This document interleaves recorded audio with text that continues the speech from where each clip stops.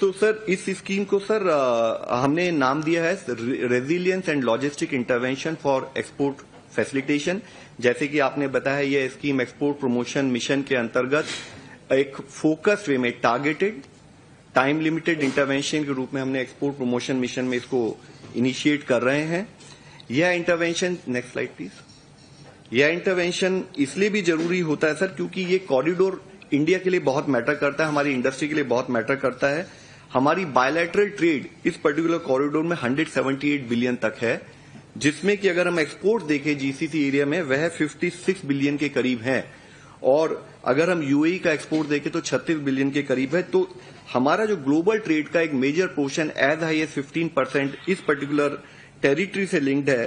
तो जरूरत थी कि सर हम जैसे कि एक्सपोर्टर्स की डिमांड थी, हम कैसे एक्सपोर्ट फ्लोज को स्टेबलाइज करें और अपने मार्केट शेयर को प्रोटेक्ट कर सकें, उससे संबंधित ये स्कीम को हम लॉन्च कर रहे हैं सर, जिसमें कि चैलेंजेस जैसे इससे पहले वी ब्रीफ्ड की we found there are challenges related with the state of Hormuz के क्लोजर से मैरीटाइम लॉजिस्टिक डिसरप्ट हुए हैं। शिपिंग लाइंस और इंश्योरेंस ने एडिशनल वॉर रिस्क प्रीमियम को बढ़ाया है, वॉर रिस्क सरचार्जेस को बढ़ा दिया और इमरजेंसी कंफ्लिक्ट सरचार्जेस बढ़ गए हैं।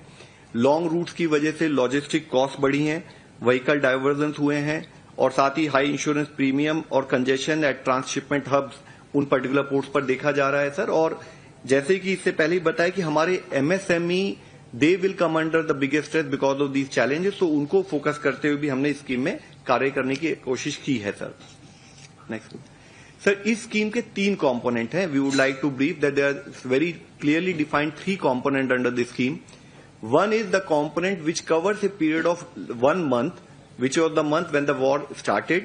This is primarily focused on already insured exporters, यानी कि जिन्होंने ECGC कवरेज पहले से लिया हुआ है।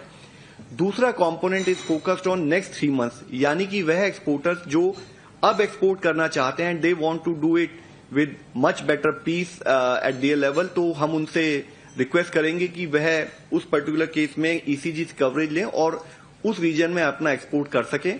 और तीसरी स्कीम जो फोकस्ड है, जो जब वॉर ब्रेक हुई उसके समय पर जो हमारे जो मटेरियल जो हमारा ऑन ट्रांजिट था, उस मटेरियल में अगर उन्होंने ECGC coverage support, insurance premium support नहीं लिया है, तो MSME focused, I would like to reiterate, MSME focused हम उनको कैसे एक एडिशनल सपोर्ट प्रोवाइड करें, यह पर्टिकुलर थर्ड कंपोनेंट भी हम हाईलाइट करेंगे सर। तीनों कंपोनेंट के बारे में डिटेल में हम बताना चाहेंगे सर। सबसे पहले सर, हम लोगों ने इसके लिए ईसीजीसी को इम्प्लीमेंटिंग एजेंसी के रूप में चुना है।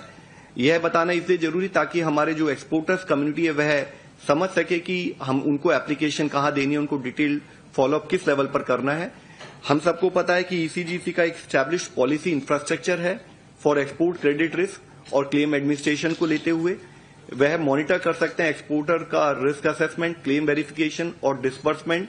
और साथ ही यह स्कीम, जैसे कि इससे पहले बताया, कि insured exporters as well as new coverage को भी ये कवर करेगी सर।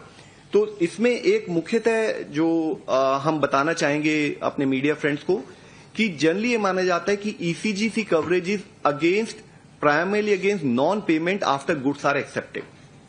बट अगर हम देखें, ECGC coverage does not only cover that, it also covers contract repudiation, यानी कि अगर बायर एक्सेप्ट करने से मना करता है तो चाहे वो रीसेल हो, री इम्पोर्ट हो या डिस्ट्रेस सेल हो, उसको भी कवर किया जाता है। वॉर रिस्क हो, चाहे कोई हॉस्टिलिटी हो, और उसमें वह एक्सपोर्ट प्रोसीड अगर इफेक्ट होती है उनको कवर किया जाता है।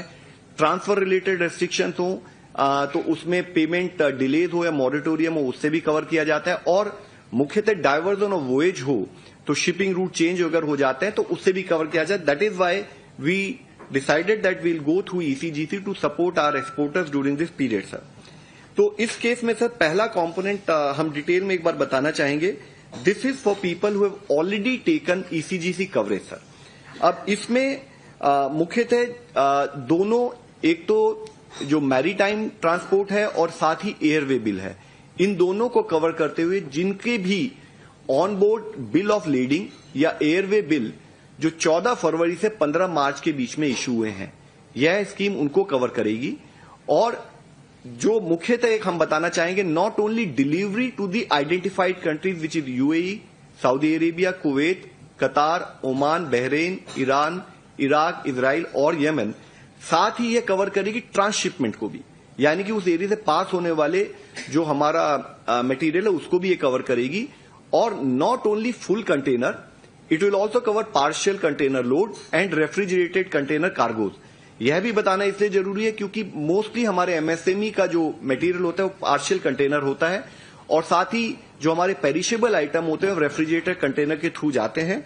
तो इसमें जो मुख्यतः रहेगा कि कोई भी प्रीमियम इंक्रीज नहीं की जाएगी। ईसीजीसी का जो उन्होंने कवर लिया है उसी प्रीमियम में कवर किया जाएगा और साथ ही गवर्नमेंट सपोर्ट होगा वो टॉप अप किया जाएगा फॉर एनी, जैसे कि मान लीजिए हमारी एग्जिस्टिंग स्कीम कवर करती है अराउंड 80 to 85%, बट यहां पर 100% कवरेज उनको दिया जाएगा।